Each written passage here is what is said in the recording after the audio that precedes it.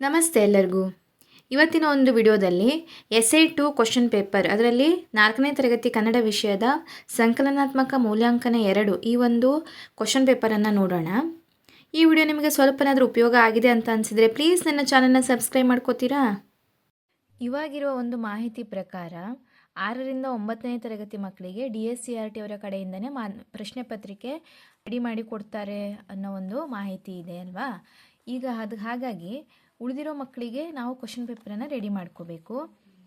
ಯಾವಾಗಲೂ ಅಷ್ಟೇ ಪ್ರಶ್ನೆ ಪತ್ರಿಕೆಯನ್ನು ರೆಡಿ ಮಾಡೋಕ್ಕಿಂತ ಮುಂಚೆ ನಾವು ಬ್ಲೂ ಪ್ರಿಂಟನ್ನು ತೆಗಿತೀವಿ ಅಲ್ವಾ. ಈ ಒಂದು 4ನೇ ತರಗತಿ ಕನ್ನಡ ವಿಷಯದಲ್ಲಿ ಮಾದರಿಗಾಗಿ ಯಾವ ರೀತಿ ಒಂದು ಪ್ರಶ್ನೆ ಪತ್ರಿಕೆ ಸಿದ್ಧತೆಯನ್ನು ಮಾಡ್ಕೋಬಹುದು ಅಂತ ಈ ವಿಡಿಯೋದಲ್ಲಿ ತೋರಿಸ್ಕೊಡ್ತಾ ಇದ್ದೀನಿ. ಮೊದಲನೇದಾಗಿ ಘಟಕವಾರು ಅಂಕ ಹಂಚಿಕೆ. ಇಲ್ಲಿ 10 ಘಟಕಗಳ ಮೇಲೆ ಯಾವ ರೀತಿಯಾಗಿ ಅಂಕ ಹಂಚಿಕೆಯನ್ನು ಮಾಡ್ಕೋಬಹುದು.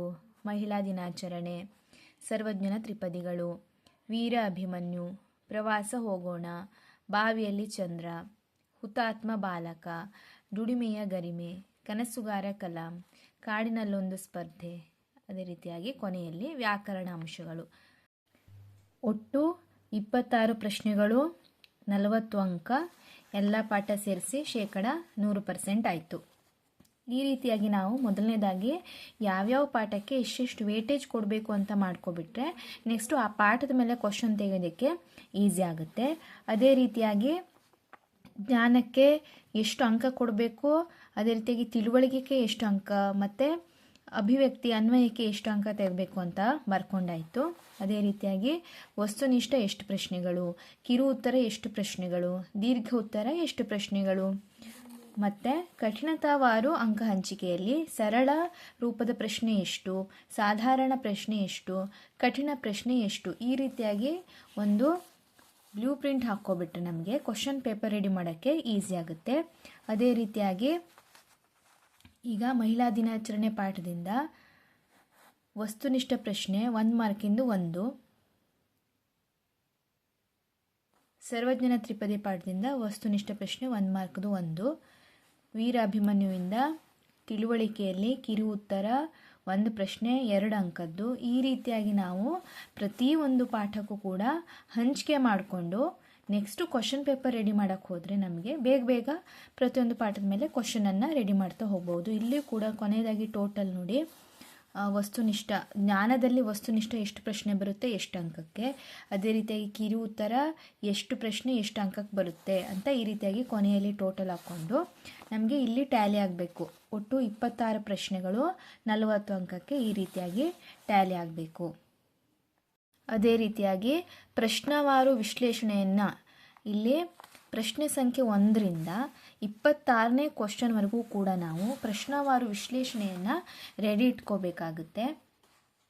ಈಗ ಮೊದಲನೇ ಪ್ರಶ್ನೆ ಯಾವ ಪಾಠದಿಂದ ಬಂದಿದೆ, ಅದು ಉದ್ದಿಷ್ಟ ಏನು, ಜ್ಞಾನನೋ ತಿಳುವಳಿಕೆನೋ ಪ್ರಶಂಸೆನೋ ಯಾವುದಕ್ಕೆ ಬರುತ್ತೆ, ಅದೇ ರೀತಿಯಾಗಿ ಅವನು ಸ್ಮರಿಸ್ತಾನೋ ಆಯ್ಕೆ ಮಾಡ್ಕೋತಾನೋ, ಈ ರೀತಿಯಾಗಿ ಏನು ಮಾಡೋದು ಆ ಪ್ರಶ್ನೆ ಅಂತ ಅದಕ್ಕೆ ಎಷ್ಟು ಅಂಕ ಹಂಚಿಕೆ ಮಾಡಲಾಗಿದೆ, ಅದು ವಸ್ತುನಿಷ್ಠನೋ ಕಿರು ಉತ್ತರನೋ ಅಥವಾ ದೀರ್ಘ ಉತ್ತರನೋ ಅಂತ, ಅದೇ ರೀತಿಯಾಗಿ ಕ್ಲಿಷ್ಟತೆಯಲ್ಲಿ ಯಾವ ರೀತಿಯಾಗಿದೆ, ಸಮಯ, ಈ ರೀತಿಯಾಗಿ ಇಲ್ಲಿ ಮೊದಲನೇ ಪ್ರಶ್ನೆಯಿಂದ 26ನೇ ಪ್ರಶ್ನೆವರೆಗೂ ಈ ರೀತಿಯಾಗಿ ಮಾಡ್ಕೋಬೇಕು.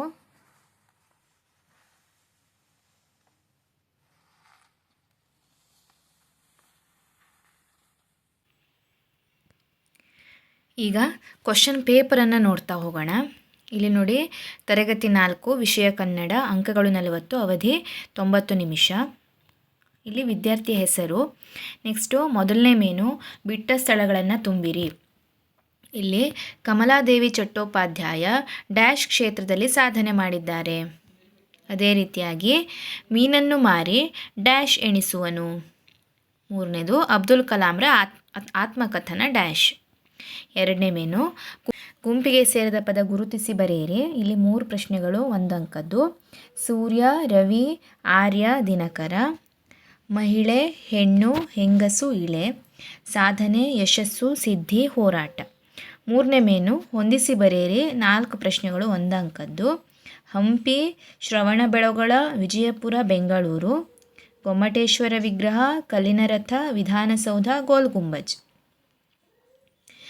4ನೇ ಮೇನು ವ್ಯಾಕರಣಕ್ಕೆ ಸಂಬಂಧಿಸಿರೋದು. ವಿರುದ್ಧಾರ್ಥಕ ಪದ ಬರೆಯಿರಿ. ಸಾಧ್ಯ, ಚಿಕ್ಕ. 5ನೇ ಮೇನು ಕೂಡ ವ್ಯಾಕರಣಕ್ಕೆ ಸಂಬಂಧಿಸಿರುವಂಥದ್ದು. ಸ್ವಂತ ವಾಕ್ಯ ರಚಿಸಿ. ದಿನಾಚರಣೆ, ಶಾಲೆ. 6ನೇದು ಪದ್ಯಭಾಗ ಪೂರ್ಣಗೊಳಿಸಿ. ಬಾವಿಯಲ್ಲಿ ಚಂದ್ರ ಪಾಠದಿಂದ, ಇದು 4 ಅಂಕದ್ದು. 7ನೇದು ಕೊಟ್ಟಿರುವ ಮಾತನ್ನು ಯಾರು ಯಾರಿಗೆ ಹೇಳಿದರು. ಅಬ್ಬಾ, ಚೀಟಿಯಲ್ಲಿ ನನಗೆ ಇಷ್ಟವಾದ ವಿಷಯ ರೇಡಿಯೋ ಬಂದಿದೆ. ಇಲ್ಲಿ ಯಾರು ಯಾರಿಗೆ ಹೇಳಿದರು ಅಂತ ಬರಿಬೇಕು. ಇದು ಕೂಡ 1 ಮಾರ್ಕ್ದು 2 ಪ್ರಶ್ನೆ. ಕನಸು ಕಾಣಿರಿ, ಯಾರು ಯಾರಿಗೆ ಹೇಳಿದರು ಅಂತ ಬರಿಬೇಕು. 8ನೇ ಮೇನು ಒಂದು ವಾಕ್ಯದಲ್ಲಿ ಉತ್ತರಿಸಿ. 4 ಪ್ರಶ್ನೆಗಳು, 1 ಅಂಕದ್ದು. ಜಾತ ಎಂದರೆ ಯಾರು. ಏಕಶಿಲಾ ಗೊಮ್ಮಟ ಮೂರ್ತಿ ಎಲ್ಲಿದೆ. ಗಾಂಧೀಜಿಯವರ ತತ್ವ ಯಾವುದು. ಕಾಡಿನ ರಾಜ ಯಾರು. ನೆಕ್ಸ್ಟು 9ನೇ ಮೇನು 2-3 ವಾಕ್ಯಗಳಲ್ಲಿ ಉತ್ತರಿಸಿ. ಇದು 3 ಪ್ರಶ್ನೆ ಇದೆ, 2 ಅಂಕದ್ದು.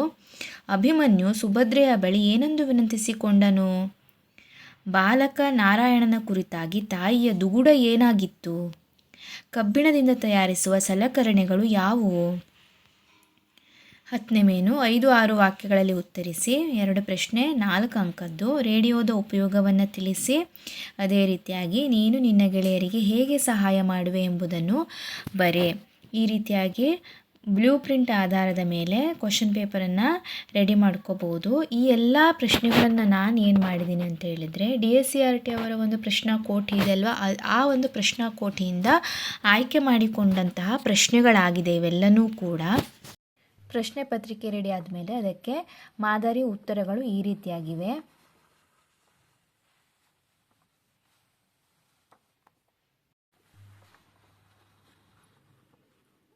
ಇಷ್ಟು ಬರ್ಕೊಂಡ್ರೆ ನಮಗೆ ಒಂದು ತರಗತಿಯ ಒಂದು ವಿಷಯದ ಒಂದು ಪ್ರಶ್ನೆ ಪತ್ರಿಕೆ ಕಂಪ್ಲೀಟಾಗಿ ಪೂರ್ತಿ ಆಯಿತು. ಈ ಒಂದು ಬ್ಲೂ ಪ್ರಿಂಟ್ನ ಒಂದು ಖಾಲಿ ಒಂದು ಫಾರ್ಮ್ಯಾಟ್ ಬೇಕು ಅಂತ ಹೇಳಾದರೆ, ಅಥವಾ ಈ ಒಂದು ಪ್ರಶ್ನೆ ಪತ್ರಿಕೆ ಮಾದರಿ ಪ್ರಶ್ನೆ ಪತ್ರಿಕೆಯಾಗಿ ನೀವು ತಗೊಳ್ತೀರಿ ಅಂತ ಹೇಳಾದರೆ ದಯಮಾಡಿ ಒಂದು ಕಾಮೆಂಟ್ ಮಾಡಿ. ನಾನು ಇದರ ಒಂದು PDF ನಿಮಗೆ ಕಳಿಸ್ಲಿಕ್ಕೆ ಪ್ರಯತ್ನ ಪಡ್ತೀನಿ. ಬ್ಲೂ ಪ್ರಿಂಟ್ನ ಒಂದು ಖಾಲಿ ಒಂದು ಫಾರ್ಮ್ಯಾಟನ್ನು ನಾವು ಪ್ರಿಂಟೌಟ್ ತೆಗೆದಿಟ್ಕೊಬಿಟ್ರೆ ಅದರಲ್ಲಿ ನಾವು ಫಿಲ್ ಮಾಡ್ತಾ ಹೋದರೆ ಆಯಿತು. ಇವತ್ತಿನ ವಿಡಿಯೋ ನಿಮಗೆ ಇಷ್ಟ ಆಗಿದೆ ಅಂತ ಭಾವಿಸ್ತೀನಿ. ಇನ್ನೂ ಬೇರೆ ತರಗತಿಯ ಬೇರೆ ವಿಷಯಗಳೊಂದಿಗೆ ಮುಂದಿನ ವಿಡಿಯೋದಲ್ಲಿ ಸಿಗೋಣ. Thank you for watching.